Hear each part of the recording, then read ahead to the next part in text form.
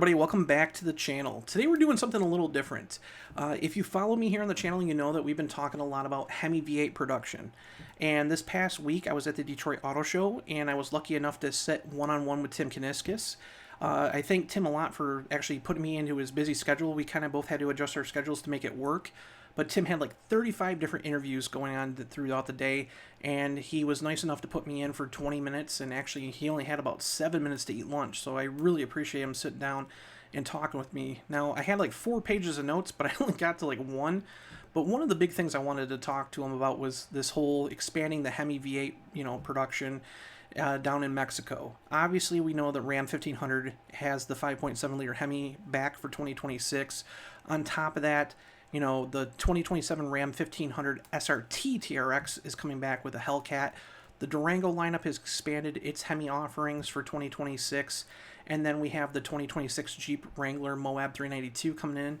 But then we also have the Dodge Charger 6-pack coming into the lineup with the Hurricane engines. And a lot of people don't know that the Hurricane, also known as the T6, and the HEMI are built on the same line. So when the HEMI was originally being discontinued, it kind of opened up, room for the Hurricane to expand.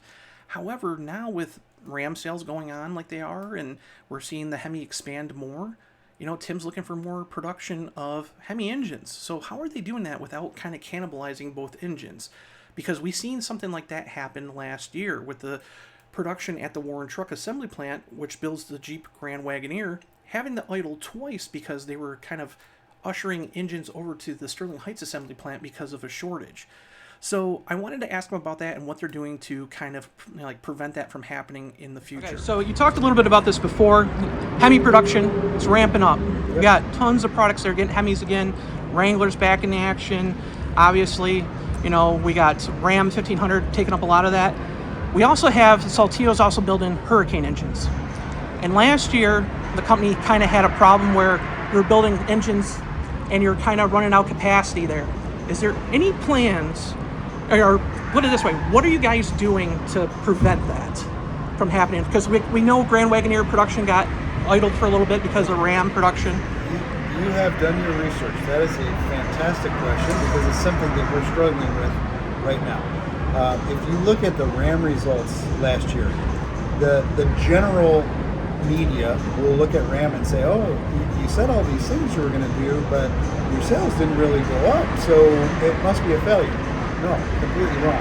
What happened was we were capacity constrained, not just on trucks themselves, but also on powertrains, because we were switching. We got to add HEMI back in. When you add HEMI back in, you're building it at the same plant. So you have all these challenges within the industry. So we made a decision very early on. We were going to prioritize retail. We're going to prioritize sales to actual retail customers through a dealership. And our sales to actual customers were up 50,000 units, up 17%. So you go, okay, great. I don't get credit for that, not that I'm looking for credit, but nobody gives you credit for that because they say, oh, we look at the total sales. But now, as we're increasing our capacity, we can now go back and grow some of our commercial business and some of our smaller fleet business that we kind of deprioritized last year. And that's going to be one of the messages that we're going to share with the dealers at NADA next month. So that's a great question. But specifically on HEMI, that's where it gets really interesting. Because, and quite frankly, I didn't know that it was going to be such a lightning rod statement. But when we said that we got 10,000 HEMI orders in one day, people went, oh my God, it became like a life of its own. That still to this day, people say it to me, they're like, it's great. That's not 500,000 trucks. 10,000 is really not that big of a number, to be honest with you. Yeah. We took, from that day forward, we took about 50,000 orders. I mean, we took a ton of orders on HEMIs. But, which you pointed out, when you got to take T6 down and you got to ramp HEMI back up, we only put it in Bighorn first, and then we started adding in more trims. Out of the 50,000 orders, we only built 30,000 HEMIs. Yeah. By the time they got put in trucks, delivered to dealerships, and sold off the lot, they were selling really well. We only sold 10,000. So you look at it and say, your sales are 50,000, only 10,000 are more HEMIs. Now this year, we built 30,000 last year. This year, we're going to build over 100,000. So now we're going to start getting closer to what the actual consumer demand is for this engine. So 2026 is going to be really telling of what is the real mix between T6s and HEMIs. Because I'm adamant that T6 is a great engine when you drive them back to back. 100%. The take rate of the HEMI is going to be maybe 35-ish%, something like that. Well, I think a lot of people, it's funny because like on our forums, so we own 5th Gen Rams, right? It's the biggest 5th Gen website out there. Everybody was complaining that the Hemi's going away. The people who bought the T6 absolutely love them, but would not go back to a Hemi. So I think it's like, you know, how it's marketed and stuff like that has a lot to do it. I give you a great example. I caught a ton of heat on social media, and I had to hear this, you know, secondhand because I don't have any social media other than the brief, the LinkedIn, 2 or 3 seconds that I went on there. And I quickly realized that's a bad idea. Now I know why I'm not on social media. I found a lot of friends I didn't know I had. But anyway, so I have no Instagram, no Facebook, nothing, yeah. Zero. But I made a comment recently. I don't even know where I made it, but I made a comment recently about TRX. Look, anybody that knows me, even casually knows, look, I love Hemis. I love supercharged Hemis. I love Demons and Hellcats and TRX. I love that stuff. No question. And in the Bible, that's a fact. Own them myself. But I made a statement. If you're in the market for a truck, you have to decide what is the right truck for you based on what you're going to use it for. And that applies to every truck, but really even more so to that truck. Because I said, if it's going to be your only vehicle, and that's going to be your daily driver for everything, yeah, you already chose a better truck. It really is.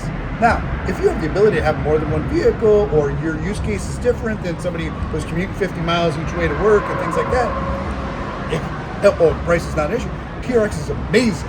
But if you factor in all the real life things, I got to drop my kids off to school, I got a 30-mile commute, on and on and on and on, cost of insurance, yeah, already chose great. Oh my God, I got so much heat for that. Well, dude, you guys sent me a couple RHOs, and I've had a couple TRXs, and the difference was I wasn't filling up every other day with the RHO, and the RHO had plenty of balls. I had a 2023 Chrysler 300C. I felt like that truck could blow that off the line, no problem. So I was impressed with it. Another great example of that is this is how emotional which is great, by the way, that the truck buyers are, because without that emotion, this industry doesn't exist. So quite frankly, I say this, but at the same time, I love the fact that they're emotional about it. I made a very similar comment on muscle cars. I do not own a Scat Pack, but I told everybody, Scat Pack, manual transmission, wide body, shaker hood, I go, that's the muscle car. That's the sweet spot. But Tim, you own 2 Demons. Yeah, I own 2 Demons. But if you factor in everything, that was the car. Yeah. The price point, the performance, everything about it, that was the car. But nobody killed me for that one. The TRX and everything. Oh my God, where'd it go? Well, and I know it's basically the same comment. Well, yeah, but I know we're limited for time. There's an extension to this question. So, do you think production could ever move from Saltillo for either the T6 or the Hemi somewhere else, maybe like North America, like not North America, but like in the U.S., you know, or something, to help expand your guys' volume through all the changes? We are working on expanding. Regardless of where the location is, we're working on expanding Hemis right now in excess of 100,000 more. Okay. And that's going to be everything. It's going to be 5.7, 6.4s, Hellcat, everything. Make sure to hit like, subscribe, and I will see you guys in the next video. Bye.